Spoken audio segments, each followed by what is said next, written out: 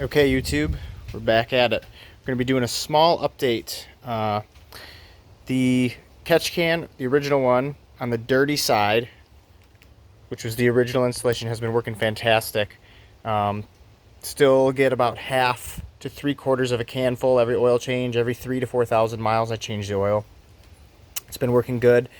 But I've been getting a lot of comments about the clean side, and people commenting that they get a lot of condensation buildup from the clean side, and that is what typically tends to freeze in the winter. So we are going to be adding this K motor air oil separator. I got this from Amazon. I'll link it down in the description below. But installation is really simple. It's this little guy, two fittings. This comes with it.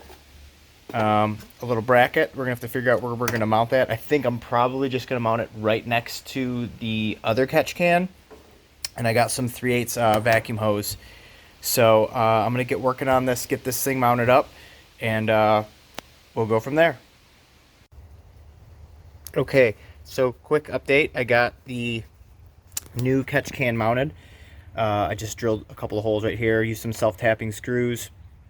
The in, so it's going to come from this side, coming out of the engine. So it would normally go out of the engine and then into the air box, which would normally sit right here. So what we're going to do is we're going to splice this line. We're going to add our rubber hose and go into the new catch can, and then it's going to go out, and then it's going to splice back into here, which will connect back to the air box, which I'll show you here shortly. Okay, we've got it all mounted up. Pretty straightforward. I put hose clamps on these barbs. They're really probably not necessary with as much press fit as the hose has on the barb, but just for insurance, I went with the hose clamps. I hate the way they look. Don't get me started. I didn't put any on this side because I really had to push the OEM PCV line into this hose. I actually used some silicone spray to get them to go in, and I got them into about right here. So more than enough engagement on that. It's not going to leak. I mean, you can see it's really tight on there. So I'm going to try this out. We'll see how it goes. Like I said, I had a few people make some comments about, the condensation buildup on this side, the clean side. So good points. I guess I should probably talk a little bit about why I decided to do this all in the first place.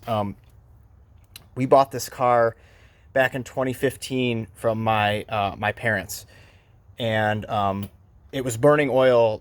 They didn't realize it. When I got it, I realized that it was burning oil due to the bad ring problem that these engines are known for.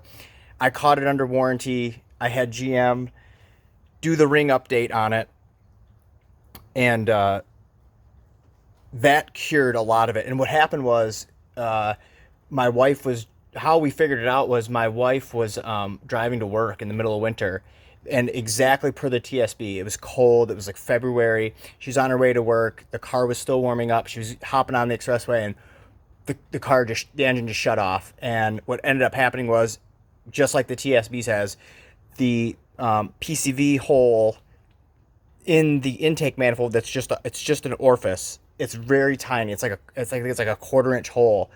What happens is because of the ring burning problem, the PCV clogs with carbon, and then when it's really cold, it freezes. The hole freezes. The PCV has nowhere to go, so it blows out the front or the rear seal, or both. In our case, it was the rear seal. So we ended up towing it to the dealership. I already knew it was burning oil at that time and had already done all the oil tests that you have to go through. They want you to go there 3 or 4 times and check to make sure it's burning oil. It's like a quart every 1,000 miles, and ours was definitely doing that. So we did it all at once. And while they were in there doing that, I told them to put a new timing chain on it, just because they were in there, and it's like, well, this thing's been running on low oil. So that's the other problem that these engines have, is they run low on oil due to the ring problem, and it trashes the actuators. it trashes the timing chain. And it's all related to the same problem. And so now that we have the updated piston rings, it doesn't burn any oil. Like, I check it every 3,000 miles. I do an oil change on it, and it never moves on the stick. But I do get a lot of junk still in the dirty side catch can, and I think that's a huge benefit to these engines. Whether you have the updated ring or not, do this catch can for sure. We'll see what the clean side one comes up with. I've seen quite a few other guys doing videos and on the forums that see a lot of condensation on this clean side one. So we'll see. I'll give you guys an update on it. There was another guy that messaged me, and I think it was my first video, and I pinned his comment to the top of the comments, and this guy went like way in depth with this. He had this like dual catch can setup. Really, it's an expensive deal. It's beautiful. He did a great job, and he got an adjustable PCV system. I think the guy's like an engineer, because he got really in depth into like the flow of it and all. Like great, more power to you. It works. The guy did all the homework for you. Follow his deal if you want to do it. I think he bought like a radium catch can system. I think it's like $300.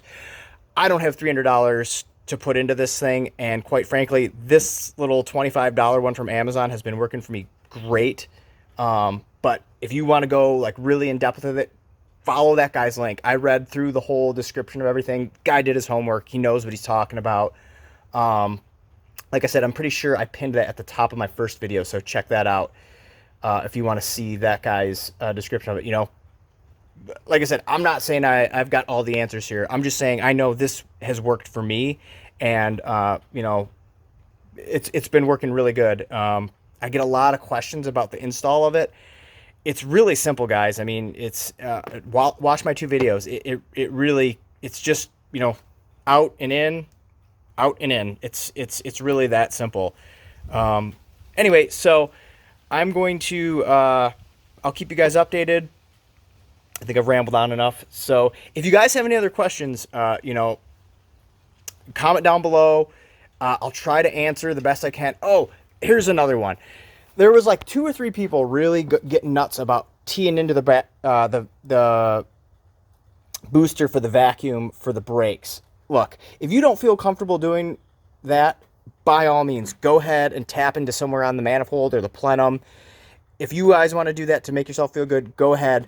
I am not worried. My wife and my kid drive in this car. I would not do anything to put them in danger. The way that the vacuum works on the power booster, I'm not going to get into the details of it, but there's a check valve in it. There's no way that oil can go in. So don't even worry about that. But if you don't feel comfortable doing it, by all means, tap the manifold, do whatever you want to do. I tapped into the brake booster line because it's right there. It's super easy. You know, but if you don't feel comfortable doing it, don't, you know, I mean, more power to you. If you want to rip the whole manifold off and tap it like one of the other guys did, go ahead. You know, I mean, whatever you guys want to do. So I just don't need all like the negative feedback. There's a few people that just really don't know what they're talking about in the comments. So anyway, I'll keep you guys updated. If you have any questions, you know, comment below. I'll try to answer them the best I can, and we'll catch you on the next one. See you guys.